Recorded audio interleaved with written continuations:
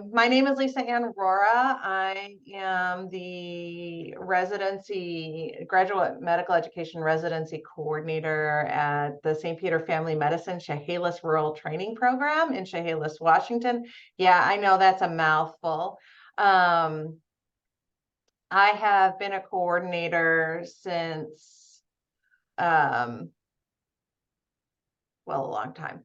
Over 20 years now. I helped to start this rural training program in Olympia after working at the core program for quite a while. Um, we're going to be talking about today, just doing kind of like a little round table and maybe seeing what your guys' do, but we're going to do best interview practices, tips and tricks, things like that. Annette Sheets was supposed to be with us today. Unfortunately, she's had a family emergency. So it's going to be Joshua and I kind of going through this webinar today. Joshua, you want to introduce yourself? Yes, absolutely. My name is Joshua Kamimoto. I am the administrative manager for the Department of Family and Community Medicine and the Department of Pediatrics at UCSF's regional campus in Fresno. I've been both an institutional GME coordinator and a programmatic residency coordinator before becoming an administrative manager for about 10 years now, almost 10 years. Have really enjoyed working in the space, and so I'm happy to be able to share what we do with our interviews with you all. Thank you, Joshua. So just a little bit more background information. St. Peter Family Medicine, that is the core residency program in Olympia, Washington. That is a 777 program. My program, the Chehalis Family Medicine Rural Training Program, is a 333 program. And then we have Summit Pacific Medical Center, that is a 222 program. All three of our programs work in conjunction together. And we try to coordinate our interview season as much as possible. When we were doing live interviews, we actually coordinated days and tag teamed off of each other. We would have the applicants, if they were interviewing at all three programs, we made it so that they could get their interviews with all three programs done in 2 days. Generally, they would interview at Summit on Monday, and then on Tuesday, they would interview with SPFM and CFM. Now, because we are all virtual interviews, we don't have to worry about the days, but we still do try to coordinate if residents are interested in interviewing at all three of the programs. We will be doing second looks this year, but not until after our rank list is done. And our second looks will have absolutely no bearing on our rank list. They might have bearing on somebody else, but we are trying to do away with all biases that might come up because of someone coming to an in-person tour, if that makes sense. I can talk a little bit today about how we do our interview days and actually how we do our screening. Because we are working towards DEI measures and trying to make sure that we get as diverse classes as possible. We do some things in reviewing the application to account for minorities or even just families that or applicants whose families like have never gone to and haven't been past high school, haven't gone to college, anything like that. Like they're the first people in their classes to or in their families to have made it through medical school to make up for some of the shortcomings that maybe they don't have the best grades because they haven't been taught how to study, things like that. So some of the things that we look at when we're reviewing an application, because we are rural, we obviously always look for commitment to rural and underserved, because that is a big part of our residency, all three of our residency programs. We do look at gaps in education. Some of that is to weed it out, but others is to see if there is something going on to make sure that we capture everything. We look at the MSPEs and the academic reviews, although we don't score. We look at the scores, the step 1, step 2, all as a bundle with the MSPE and with the academics that they do, because we've come to realize that scores are just a number. And unfortunately, that doesn't paint the full picture, because some people can score very, very well, but, you know, have other issues in play. We've learned that we can teach medical knowledge. It is a lot harder to teach personality defects. We look at letters of recommendation and their commitment to family medicine and to leadership. Those are 2 things that are concurrent for us, because we are a small program and we want our residents to be leaders. So that is a big core of what we look at when we review an application. And then we also give the applicants a journey score. So that is anybody that has any indication of any type of adversity within their life. If they're a first-time college graduate, if they're an underrepresented, oh my Lord, it is Monday morning and I apparently have not had enough coffee, underrepresented group, or BIPOC, things like that. And that we give that score high enough that it can bump them up to be equals to somebody that has like great grades, great scores, things like that, to help them up. And once we score them, we put them in tiers, and obviously we invite all tier 1 applicants and then go down to tier 2 for backups for interviews and things like that. The people that review our application. So I do the initial review to make sure that they meet our minimums. Once that is screened out, then I score them for how many years they have been out of school and whether or not they are a US graduate. I score those 2 things. Then we send them out to our PD, our APD, our faculty, and our residents all get to review applications. And we use the reviewing of the applications as part of the HSM curriculum, Health Systems Management curriculum, because if they have their own practice, they're going to have to know how to review applications, and they're going to have to know what to review and what to look for. We also give them a good resource we give them an explanation sheet of everything that we score, and kind of give them an idea of what's good, what's middle, and what's bad. And so that they can use that, again, though they make their own determination. We have 2 interview sessions every Thursday. And it's first come, first serve. And then, like I said, we're going to this year do 4 second look days, but after ranking.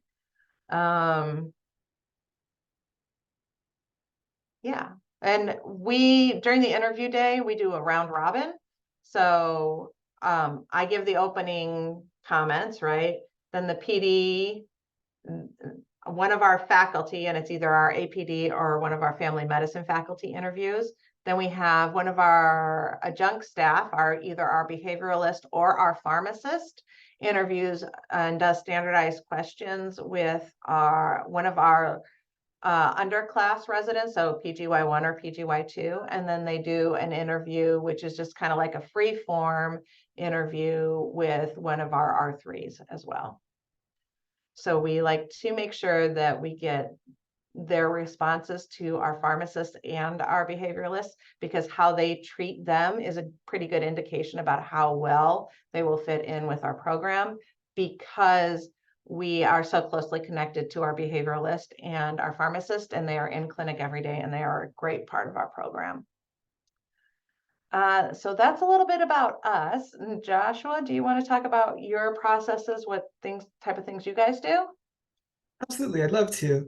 So here in UCSF Fresno, we have a program of 12-12-12, which we're currently at right now, but we actually have an ACGME cap of 16-16-16.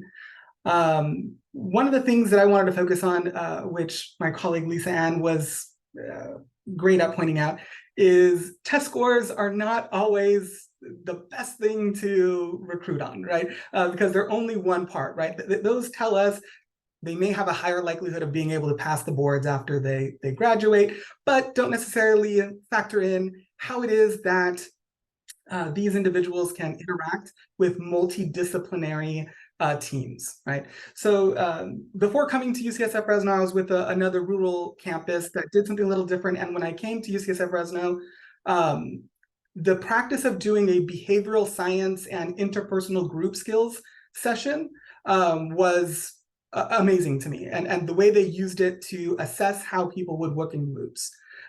So what we do is on our interview day, we have kind of concurrent running sessions. We have 10 applicants, 5 will be interviewing with 3 faculty and 2 residents, and then the other 5 will be in a group session that's run by our LCSW. In that session, we have 2 activities. The first is kind of going through a wellness day event. So she'll split the applicants into 2 groups and say, look, you have this amount of money. We want you to plan a fictitious wellness event that you would want as a resident in our program. They separate them into breakout rooms. There's one resident in that session along with our LCSW. And so both of those act as moderators in the breakout rooms, and kind of just listen to how the candidates interact with each other. Are they open and willing to hearing differing opinions? Are they open and willing to contributing things new? And are they accepting of kind of other viewpoints versus those who dominate and try to control the team discussion, those that try to push aside other people's viewpoints and only insert theirs, right? So as they're kind of talking and creating these things, they're assessing their interactions based off of 4 different areas. Active listening, are they supportive of each other? Do they accept differing opinions? And what is their participation like? There are some people who are just going to sit there and just listen and let someone else take the reins. And then there's others who are going to dominate. And there's someone in between that are going to be there and say, hey, we haven't heard from you so-and-so. What do you think about this, right? And usually when we get an applicant who kind of interacts like that, that earns them higher points within this session. They then present their wellness events to each other to kind of just get a sense of what each group came up with. And then they move on to a second activity, which is an ethical dilemmas activity. There are about 8 different ethical dilemmas that we put in a list. We give them some time to rank those 8 ethical dilemmas, 1 being the most important ethical dilemma and 8 being the least important ethical dilemma. And after they've ranked theirs, they are tasked with coming back together as a small group and coming up with a group consensus of the least and most important ethical dilemmas. What this does, it, again, has them engage with each other, shows how they react with differing opinions. Are they willing to concede? Are they willing to accept other people's input? Or are they gonna push really, really hard and only accept their own, right? And so again, looking at those 4 areas, active listening, they're looking at whether the applicant can anticipate where the conversation is going. Can they objectively weigh what has been said? And are they trying to understand contributions from other speakers' points of view?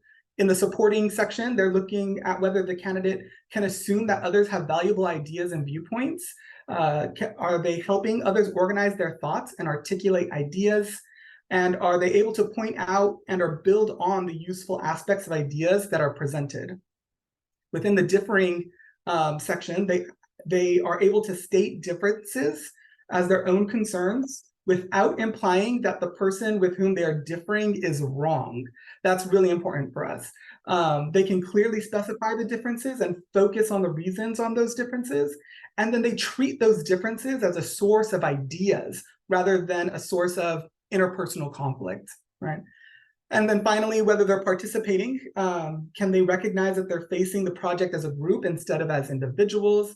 We look at whether or not they ask less talkative members for their ideas and opinions, and whether they're able to determine whether everyone agrees with statements regarding the group's position.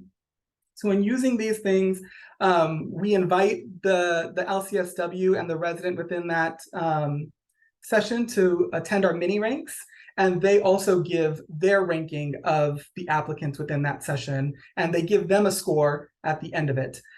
So we factor in that alongside our interview scores as well.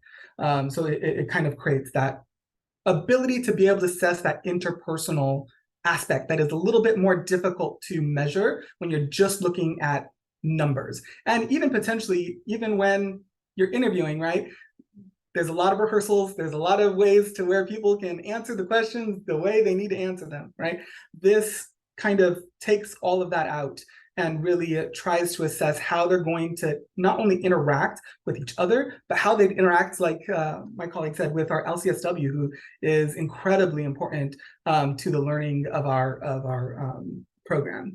So that's kind of one of the unique things that I definitely wanted to present today. We do a lot of the same things that my colleague presented in terms of reviewing applications and interviewing and all those things. So yeah, that's kind of what I have for today.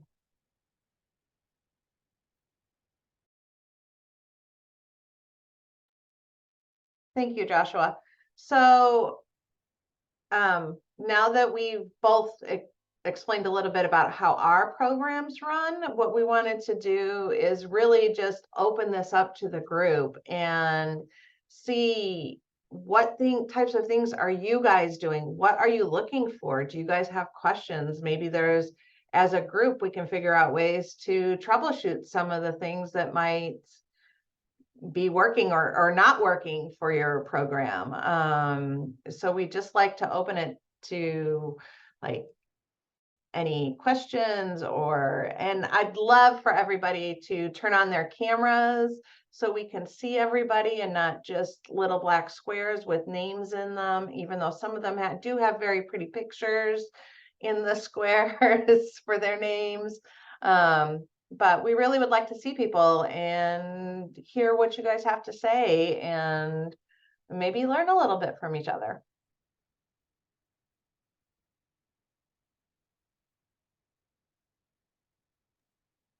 Hi, my name is Margarita Torres. I'm from South Florida, from Community Health of South Florida. Very nice to meet and see all of you.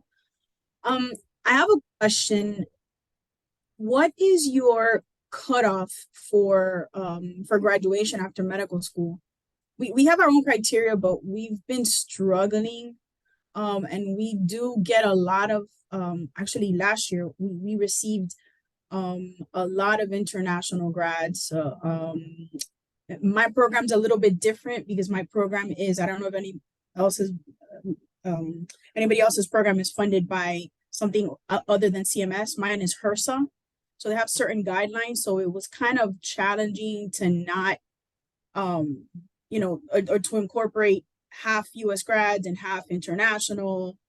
So what's your cutoff? And then also what's your take on that? How do you distinguish? So we only accept 1 year out. So if they could have interviewed and matched last year because their graduation date was before June of 2022 or 2023, we will not interview them. So like so for last year's rank, if they could have matched for June of 2022, we did not look at them, and we don't generally unless there's some kind of special consideration, and that's usually brought forward by the PD. We do accept international applicants. we don't screen those out really. I mean, we do look at the US grads first in all of the applications, but we don't limit for international. We have had several, and we do have several J1 visa applicants in all 3 of our programs. So with internationals, the same rule applies, 1 year of graduation? Because oh, really? Yeah, Oh, and there are, trust me, there are a ton of international medical school graduates that are graduating this year. right. And they are good, high caliber quality applicants. Okay. So I'll say Okay. on my end, I'm a little bit on the other side of that spectrum, and I'm seeing in a chat that it looks like 2-3 years, 18 months. Yeah.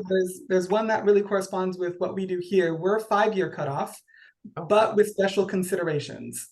So when we're looking at international grads that have been out for more than 2 years and we're getting close to that 5-year mark, we want to see that they've been engaging in some kind of research that contributes to medical knowledge, and that they have been in some way still trying to get more knowledge and experience within the medical field. If we see those externships, we see that high-level research, we will consider them up to 5 years, but we'll no longer consider them after 5 years. 5 years is our cap. I know in our program, we have a 2-year cutoff, but special consideration for anybody over 2 years that stayed in medicine the entire time. So they had to have been practicing maybe in a different country, something like that. We do not accept visas.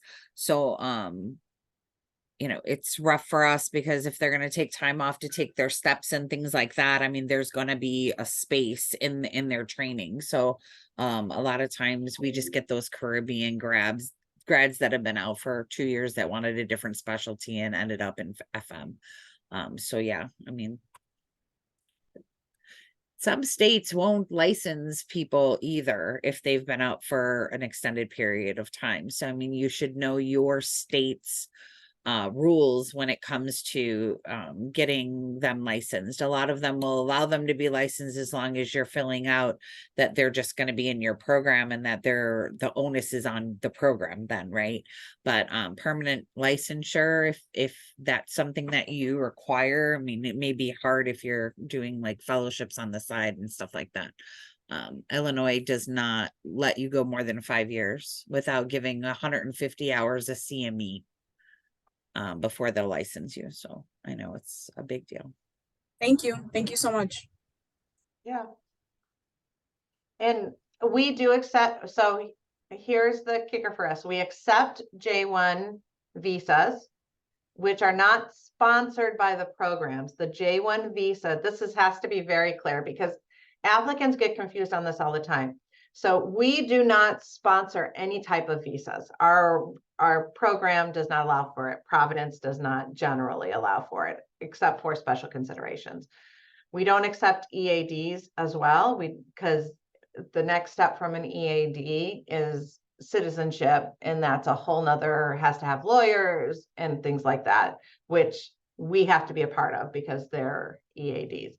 We don't accept H-1Bs either because that is a visa that is sponsored by the programs, the organizations. So J1 visa sponsored by the ECFMG. They control the visas. We are basically the document holders. That's all we are. We push forward the documents. There are also international graduates who are US citizens. So you can have an international graduate that is a US citizen that went to a Caribbean school, that went to a Canadian school. We have one of ours, he was born in Washington, raised in Washington, and went to Australia for medical school. So he has an ECFMG certificate, but I don't have to worry about a J1 visa. So, you know, it's like the best of both worlds. Agreed.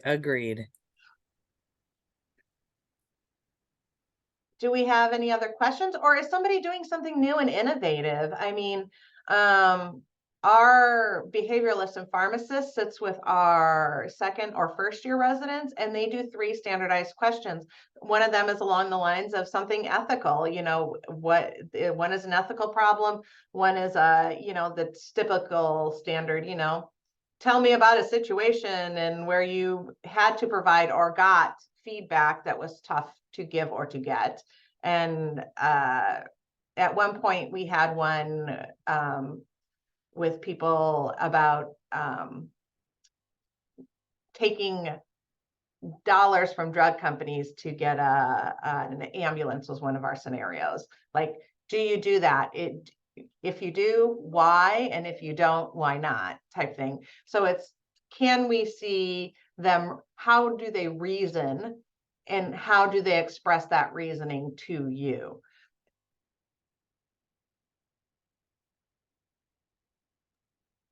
Do you have your chief residents meet with or be part of the interview? Yeah, ours are, all our R3s are part of the interviews, and we have All of 3 of them, and one of them is the chief, yeah. And they actually, and they review applications as well. So some of the people that are gonna get invited, they interviewed, because we only have one person besides myself look through the interview, through the applicants. Uh-huh. So we might get people that are coming in based on whatever that resident put in the file for that applicant. Yeah, we just started doing that about 3 years ago, but sometimes some of the residents, we don't have too many takers sometimes. I don't know how to. Oh, no, they get assigned. They don't get to choose. Oh, yeah, okay. I assign them the day, I assign them to the interview. They don't get a choice onto whether or not. Okay. They're open that day, they're interviewing. That's how that goes. I don't have enough people for them to say yes or no. I only have 9. So if they're open that day and we are interviewing, they are helping with interviews. Okay. I see a question in the chat asking if anyone does virtual events prior to interview day. Sorry, that. The evening before interview day with residents. So we still do a night before dinner, which is what we used to call it when we were in person. Right, yeah. We still technically do that virtually, and our residents also, we assign those as well. It is not an option as they participate in our interview days with us. So they will do a little bit of something. Because we are a rural program, or Fresno, right, in California, it's not as well known as our major population centers. We use it as an opportunity to really market what is around here, right? What benefits that they can get from living in Fresno. And they really use that as a way to connect with the location. And so we still, yes, do have those virtual night before dinners. Yeah, we do too. They're not the night before though. We have like 4 during the interview season, and we have we open it up to like every day we interview 8. So like we open it up to 12 or 16, and it's just for an hour. And they get to come. It's not required.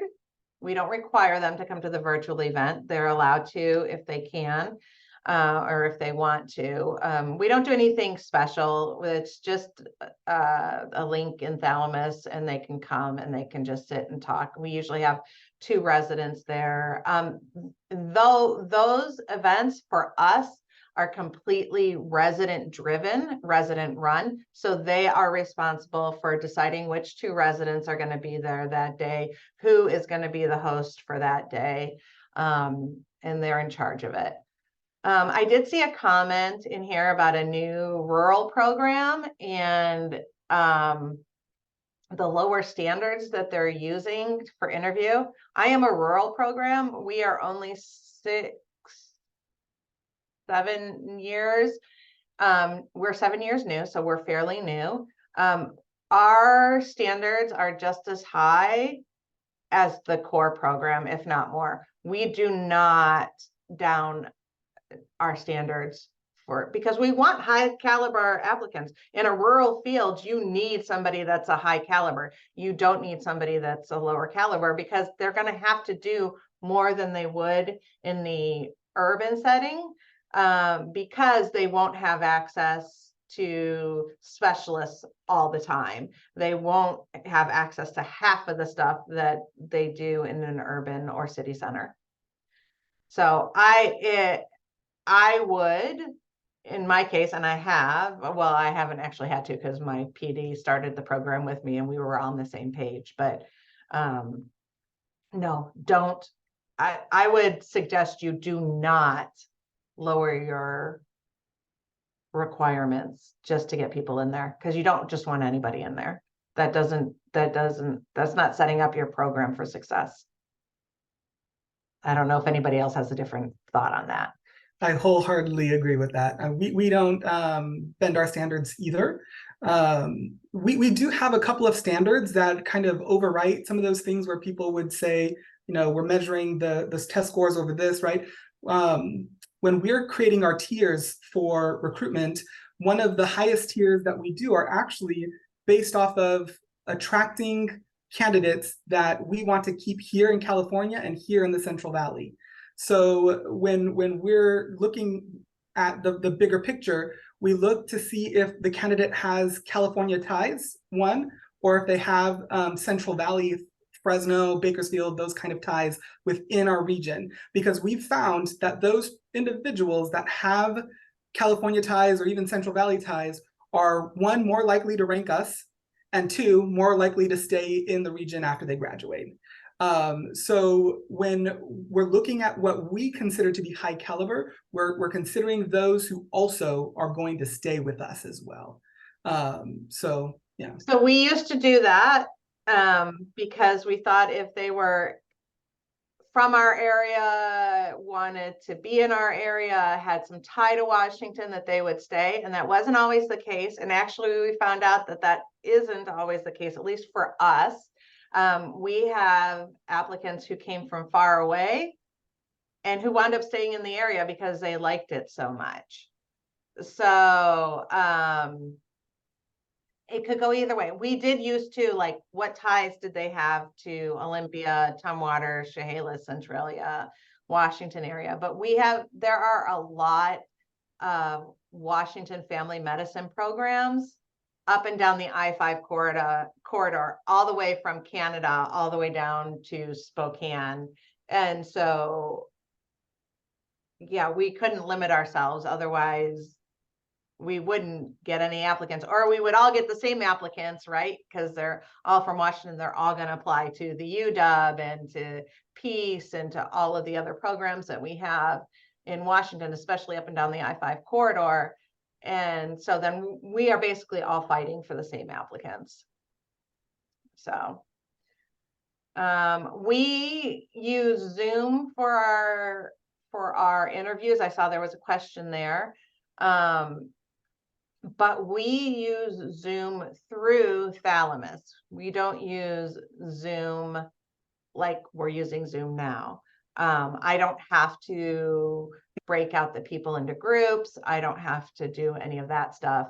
I can set it all up in Thalamus and it does it for me. And it literally, each applicant gets a link for each interview portion of their day. When they're done with one, they end that interview and they click on the link and they get right into the next one. So I'm basically here as backup for the entire day. I love Thalamus. If anybody wants to know about Thalamus, I can tell you about Thalamus. It is my lifeblood. It has saved me so many hours during interview season. It is incredible.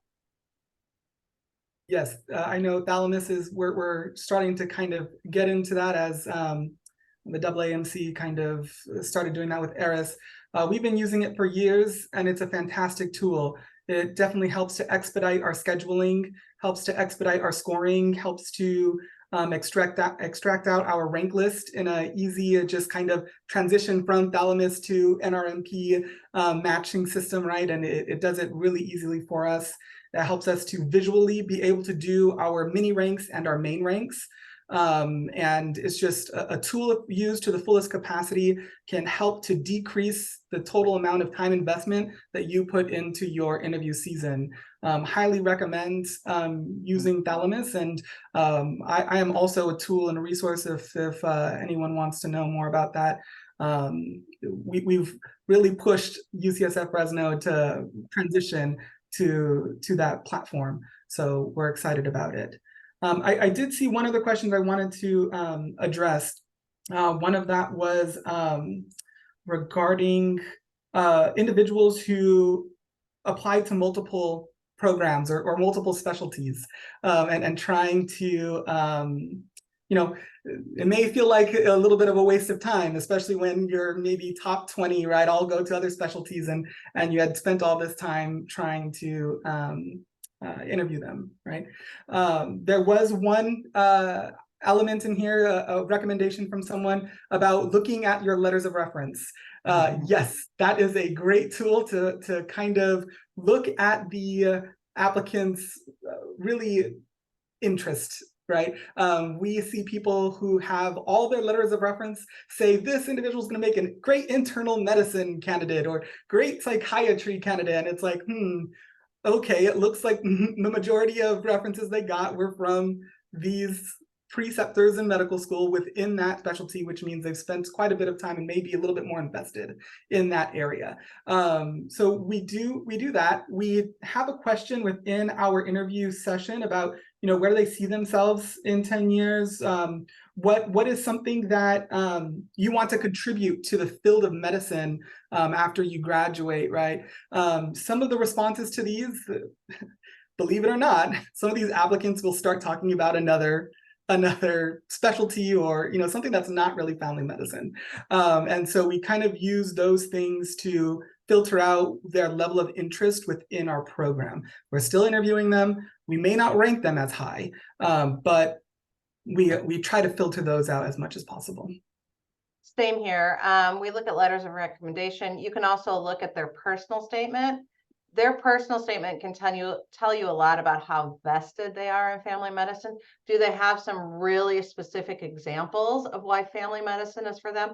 Or is everything really kind of cakey, where they can just pull the recipe right on off of the internet and just plop it in? Because those ones, chances are they're not super interested in family medicine, and you're their backup. So that's why you review all of those things, letters of recommendation. I mean, we've had some that their letter of recommendation just say, this person will make a great psychiatrist.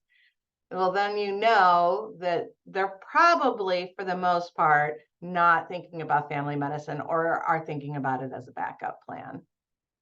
You'll also notice that if you check their volunteer experiences or student associations, a lot of times you'll see like, oh, part of the like osteopath or orthopedic medical student association, or sports medicine student association, or internal medicine, this and that. Right. So you can, gather a lot of information from just seeing what are they doing on the times when they're not in school or they're not on rotations. What are they spending their time volunteering? Most people will not do something on a volunteer basis that they're not passionate about. So if you see that they're part of like some marathon volunteer, then most likely, I mean, not only are they involved in primary care, but like sports med, ortho, physiatry stuff. I mean, it just depends on what you're seeing in their application. So look at other areas of the application too. Yeah, that is definitely a good point. I'm seeing lots of questions on Thalamus on here. How to start, where to go. Thalamus has saved me so much time. I haven't used Cortex yet. We're using it for the first time this year, and I can tell you, I am so excited about the time that I feel that this is going to save me. And I saw that someone said it like cut their time reviewing applications like by 50%, and I totally agree with that. when you send out, you can personalize all sorts of templates to go out to the applicants. We send out an invite. It's automatic. It's great. When they do that, you can have survey questions. So we have questions that our applicants have to fill out prior to their interview day. And we actually score on whether they return these surveys in. We don't score them on the survey, but just whether or not they turned it in or not. But it gives us a little bit of a feel for them. Some of it asks about like, what are things that they like to do? Why are they considering rural medicine? What have they done up until this point, you know, to show that they are interested in rural medicine? Those come back, they are automatically put in the applicant's file. It's really easy for the questions to be found. Interview day is a snap. You can create a template, and once your day is full and you're ready to create the interview for the day, you literally pull that template out, say who's in what group, and it just like does it for you. It's wonderful. It is so, instead of having to say, okay, John Smith, he's going to be in here at 9, here at 10, here at 11, here at 12. You put their names in and it just does it for you. It doesn't matter how complicated. Now you have to get the algorithm right, because that took me a little bit to learn in the first year. I was like, what is going on? Why isn't this working? But it was because I hadn't put in the algorithms properly. So it didn't know. In my head, it made sense, but to the machine, which is very logical, it didn't. So, but once you figure that out, it's a snap. You can also put all your applicants in. There is its own dedicated page as well. So when they log into Thalamus, they can see more information about your program. There's pictures, there's websites, there's all sorts of information that you can put in Thalamus that you can use to supplement your Frida listing or any other information to your website, things like that. You can also give them links to specific videos or presentations that you might want to have. There are things you can put in there as well. I don't know, it's just wonderful. Josh, do you wanna? Yeah, let me add to that. I mean, one of the things is, right, we love our faculty and they're amazing, but they get 1 million emails a day, right? One of the things we kept running into in our interview season is we would send out packets of information and the questions that they'd be using for their interview. Then they'd email us on the day of saying, you know, I never received my packet, or I never received this. And so we would have to kind of communicate that again. And there was a lot of communications going back and forth, right? With Thalamus, they have their own login. They have access to the individuals that they're going to be interviewing that day. If you upload the ERIS packets to Thalamus, they can review the packet in Thalamus. It's all centrally located. We also had a lot of trouble in terms of once we went virtual, right? When we all have those like paper versions of our interviews and are having our faculty, you know, write their notes on it. It was trouble getting all of that back, especially in a virtual environment. We recreated Thalamus, our interview sheets onto Thalamus so people can score and put their notes virtually. So they would just save it and it would be centrally located and we could get it no matter where they were, right? So it decreased our miscommunications back and forth. It allowed us to more efficiently and effectively have interview scores and notes. So that way we all had it in one place. Yes, I love the scheduling feature because it allows us to push a button and it gets everything we need. We can then create a PDF of the applicant's interview schedule and the faculty's interview schedule that can then be sent via email as well. And we use some tagging systems within Thalamus to be able to tag certain applications that we needed to refer back to later without having to look through all of our notes and have to, you know, find that particular paper file again. It reduced our paper file printing that we were doing, creating like 5 to 10 boxes of just applications. So it really helped to streamline that process. You know, we are able to projected up onto a screen when we do our main rank session. And the phenomenal thing is there's a drag and drop feature of your rank list that if you're moving people down, you can just drag them, drop them down. If you're moving people up, you can just drag and drop them up. And it's not this like Excel spreadsheet where it's like you're trying to move things around, but it takes a lot and sometimes you get it wrong, right? It really helped to streamline that process as well. So a lot of different features in there that can be used to help make your recruitment day more effective and efficient. So we've got, it looks like about 10 more minutes. So this has been a great discussion and we'd like to keep it going since we do have 10 more minutes left.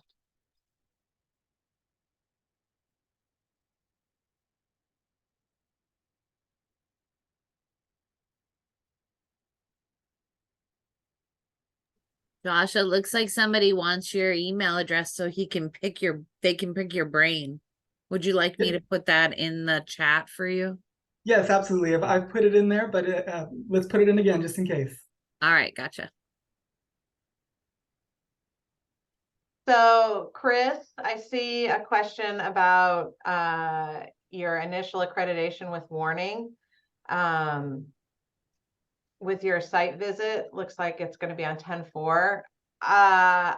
I wouldn't share it with the applicants per se, like not before they come. I would have your PD talk with them about if there are going to be changes to the program because of it, because you don't know what's going to happen on your site visit on 10/4.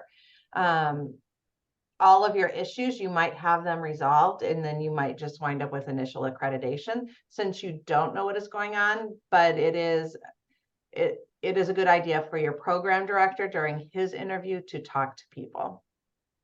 But I wouldn't shoot myself in the foot by just emailing everybody that's interested in the program to let them know about it.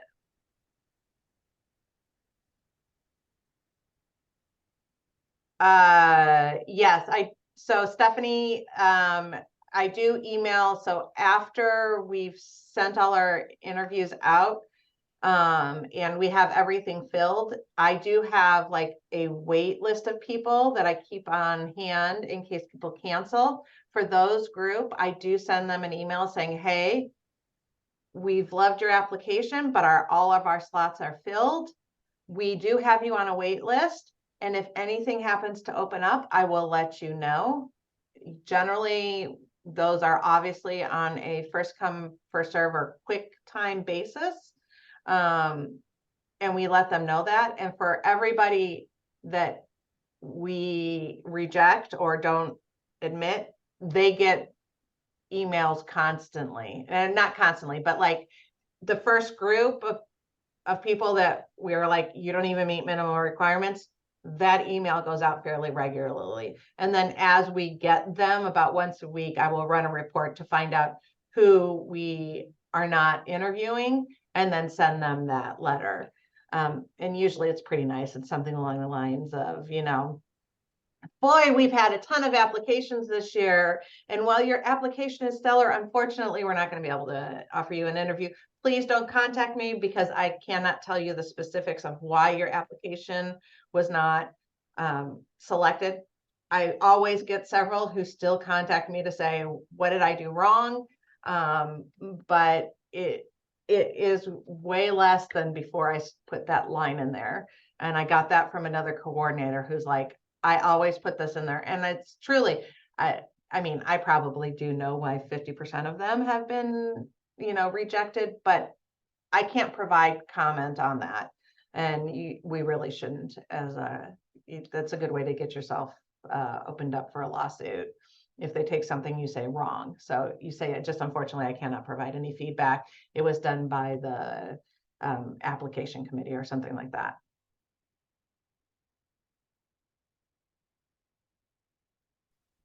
Thank you. You're welcome.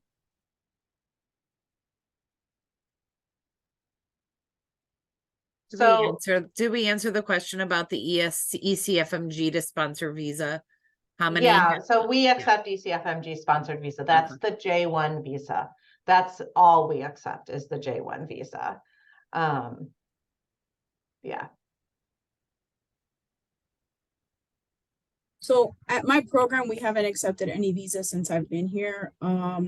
We've had EADs that are in their final process of having citizenship, so that's never been an issue. But Yeah. yeah, have you ever had an issue with a J1 visa, or did the program have to cover any fees or anything like that? So as part of a J1 visa, you are not required to cover any of the fees that the applicant may pay to the ECFMG for their visa. We will, if the resident asks, most of the time help them with their fees, because the fees for the J1 visa are usually pretty nominal, $200 or $300. So, but we only do it if they ask. It's like an Right. unspoken policy. We don't do it unless they ask us, because we're not legally required to cover the fees for the J1 visa. We have had some issues with residents being able to start on time because of J1 visas. I will be very open about that. If the applicant does not get all of their stuff in a timely manner, or you don't get their contract uploaded in a timely manner, it can delay their visa. We had one girl this year who just didn't do what she needed to do, and she didn't start on time. We do have it built into their contracts that if they do not have their visa by the 1st of June, we do have the right to terminate their residency with us. So that is in their contract. That is something that it states, and it's very clear on our website, that if they do not have their visa by the 1st of June, we do have the right to terminate them. We haven't ever terminated anybody because of that, unless it's been really flagrant. But it is in their contracts. So we Thank you. had several during COVID who had problems actually getting out of Mm. their countries to get here, because their countries weren't letting them go. So in one of the cases, it wasn't a visa issue, it was a COVID issue. Another one was, we had a resident who had a J1 visa he was from China, but he came over to the US when Hong Kong was not part of China. And so now they are. And so he had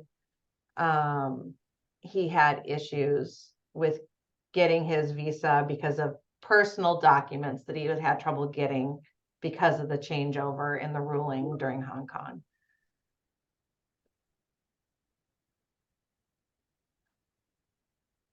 So there can be some issues, and it's always fun scrambling at the last minute to switch rotations around when a J1 visa doesn't get completed on time. But a lot of the applicants we get with J1 visas, they're very strong. They're great people. And so we're willing to go through sometimes the messiness that is around it.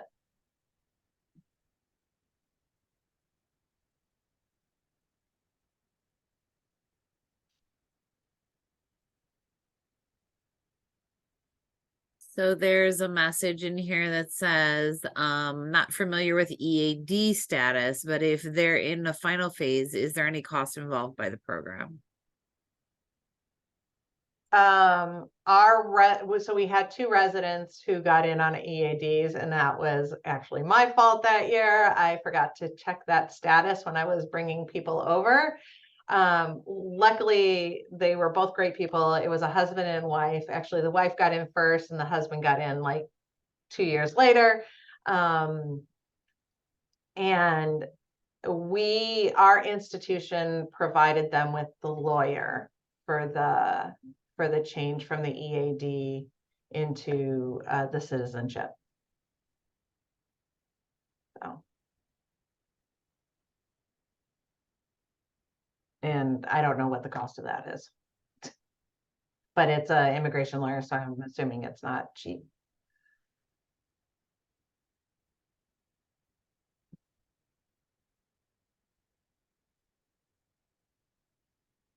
Are there any other questions before we wrap up?